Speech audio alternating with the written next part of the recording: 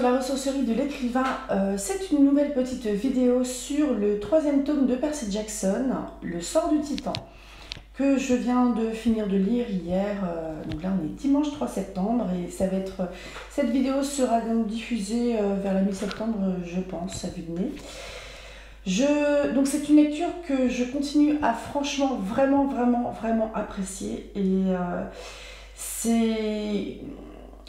Enfin, Rick Riordan réussit à réécrire en fait les mythes antiques dans un monde vraiment moderne et je trouve que c'est fait de manière très habile. Je vous lis le résumé du 3e tome et je vais spoiler les 2 tomes précédents mais pas celui-là. Donc si vous n'avez pas lu le 3e tome, je vous le présente seulement. Mais ne vous inquiétez pas. Donc le résumé Babelio. Percy et ses amis Annabeth, Grover et Thalia se retrouvent face à un horrible manticore. Ils n'ont la vie sauve que grâce à l'intervention de la déesse Artémis et de ses chasseresses. Mais lorsqu'Annabeth puis Artémis disparaissent, une nouvelle quête semée d'embûches s'annonce. Percy devra plus que jamais se méfier des manipulations et des pièges de Chronos, le seigneur des titans. Donc, dans les 2 tomes précédents, on a appris que Percy était donc un demi-dieu et est le fils de Poséidon et de sa maman qui est une mortelle, Suzanne, je crois, je ne sais plus, Alison, je ne sais plus comment s'appelle sa maman. Comme tous les... Il a rejoint le camp des Sans-Mêlés, qui se retrouve en Amérique quelque part, où il subit comme les autres Sans-Mêlés un entraînement afin de pouvoir battre des monstres, parce que Percy, comme les autres Sans-Mêlés, sont des héros et les héros ne sont pas là pour se tourner les pouces mais bien pour accomplir des quêtes et pour combattre des monstres.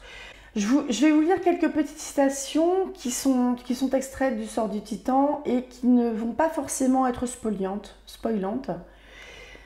Sans les rêves, je ne saurais pas la moitié de ce que je sais sur l'avenir. Ne pas savoir, c'est la moitié du plaisir, a dit Aphrodite. C'est délicieusement douloureux, n'est-ce pas? Ne pas savoir qui tu aimes et qui t'aime. Oh les jeunes, c'est trop mignon, je vais pleurer. Un jour prochain, fiston, très prochain, tu vas lever ton épée et là, tu vas te souvenir de la colère d'Arès. Il y a toujours une issue pour ceux qui sont assez malins pour la trouver. On ne peut pénétrer dans leur jardin qu'au moment où le jour se change en nuit. Il était tout ce que j'avais détesté de prime abord chez Zoé, mais n'avait rien de ce que j'avais appris à apprécier chez elle. Et j'ai vu des images se former dans la brume, tout autour de nous. Des murs de marbre noir s'érigeaient, les ruines se redressaient, un palais terrible et magnifique, fait de peur et d'ombre, se construisait autour de nous. Les immortels sont tenus par des règles anciennes, mais un héros a le droit d'aller où bon lui semble, d'affronter qui bon lui semble, du moment qu'il en a le courage. Donc, Percy est de nouveau lancé dans une quête dans ce 3e tome. Il me semble qu'il n'a que 14 ans, donc il est encore jeune, il est encore très jeune.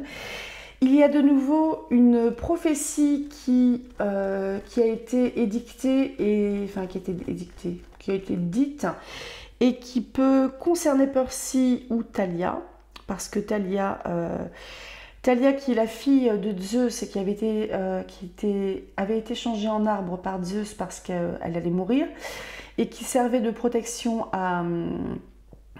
contre les monstres, donc pour protéger le camp des Sans-Mêlés. Thalia est de retour, Annabeth a disparu et Percy de nouveau est lancé dans une quête où il va affronter à la fois des ennemis qui sont connus, donc qui sont tous manipulés par Chronos.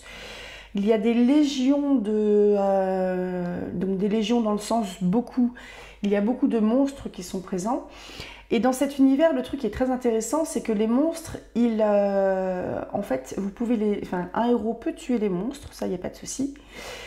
Mais le monstre revient toujours. Peut-être pas tout de suite, mais le monstre va mettre... les monstres ne meurent pas. les monstres reviennent, ils disparaissent seulement. Par contre, peut-être bien qu'un héros qui meurt réellement. S'il n'y a pas de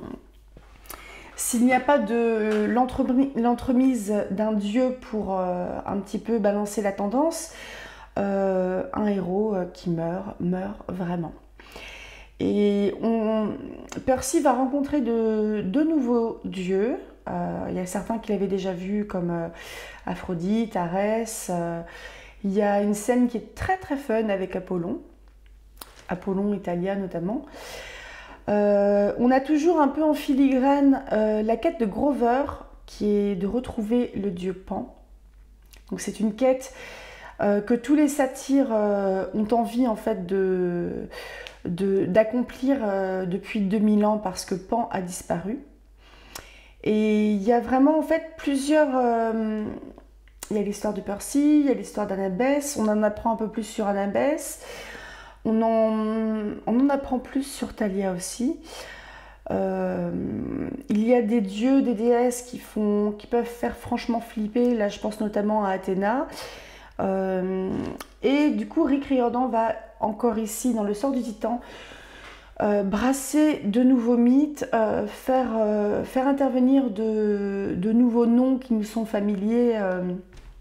Et je trouve que c'est vraiment fait de manière très très habile.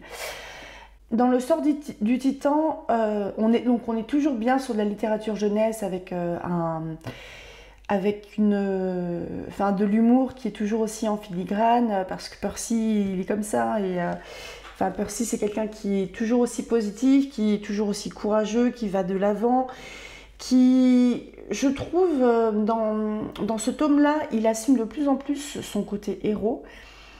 Ça va lui en demander plus en fait en termes de quête, parce que il va y avoir, ils ont déjà affronté tous des dangers, ils ont affronté la mort.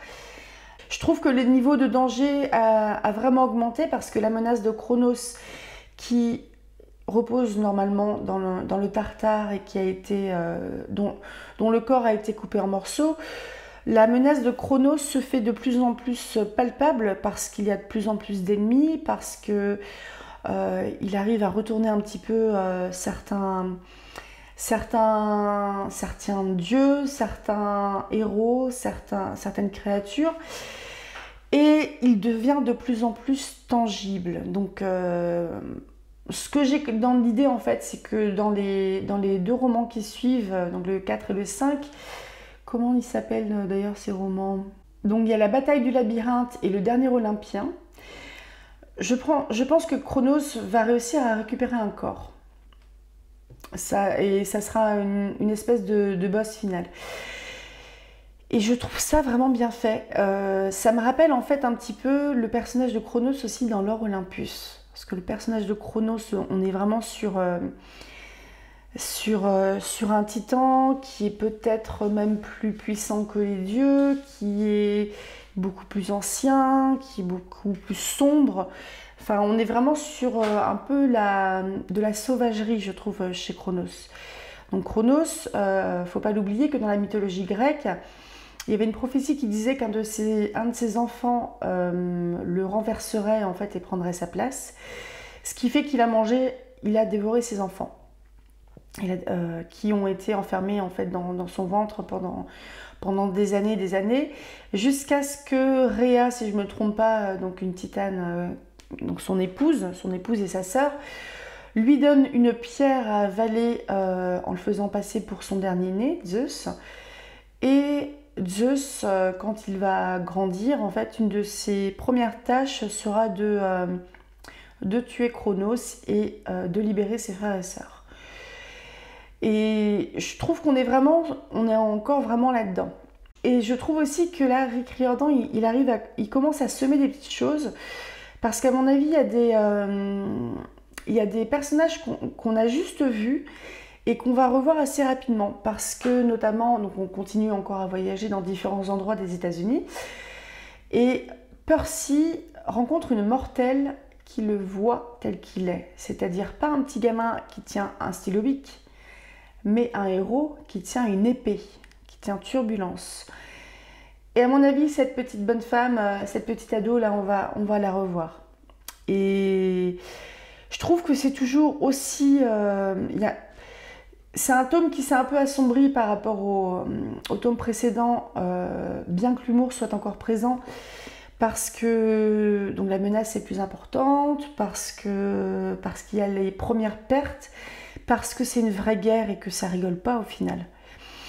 Mais c'est toujours un petit peu, ce côté un peu lourd est toujours un peu allégé par la personnalité de Percy qui va vraiment de l'avant.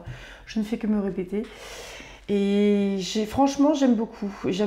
J'ai hâte de finir les 5 premiers livres. Je lirai sûrement, mais je prends mon temps. J'ai envie de prendre mon temps dans cet univers, de pas tout bouffer pour pas me lasser. Et surtout, il y a bientôt aussi la série sur Percy Jackson qui va sortir sur Amazon. Ce qui me laissera le temps de finir de lire les livres, probablement une série ou deux suivantes, parce qu'il y a quand même un sacré univers. Je vais aller revoir. Il y a la série Percy Jackson, donc, qui compte 5 livres avec 2 crossovers. Il y a les Kane Chronicles qui comptent 6 livres, j'ai l'impression. Il y a peut-être 3 crossovers aussi. Il y a les Héros de l'Olympe où on retrouve Percy, il me semble, là encore, il y en a 5.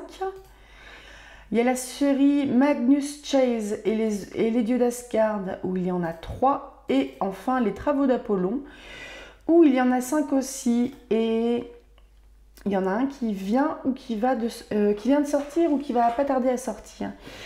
Donc c'est vraiment un univers qui est toujours en expansion et c'est un univers que j'adore m'y plonger. C'est vraiment super top.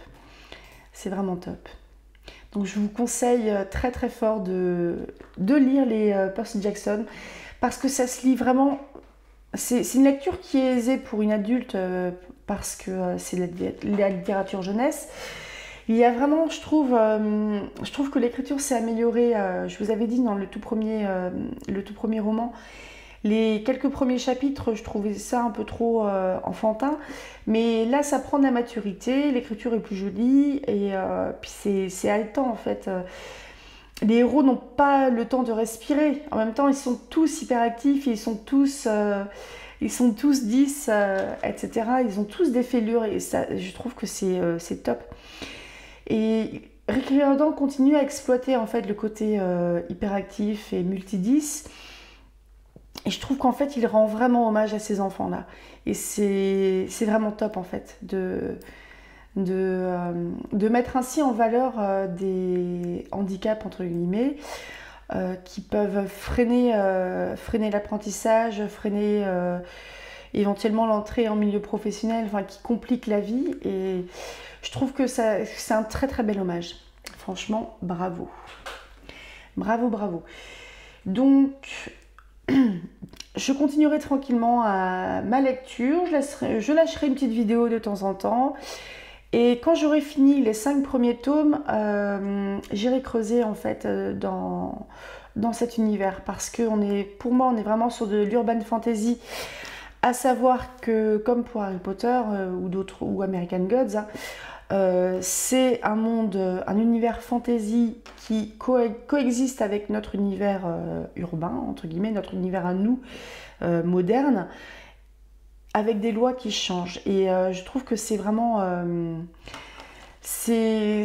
très très habile. C'est un super boulot. Voilà. N'hésitez pas à laisser un petit commentaire si vous avez lu ces livres, si vous avez quelque chose à en dire. Et n'hésitez pas à vous abonner avec la petite cloche blanche. Et à tout bientôt et rêvez tout grand de Dieu grec. Au revoir.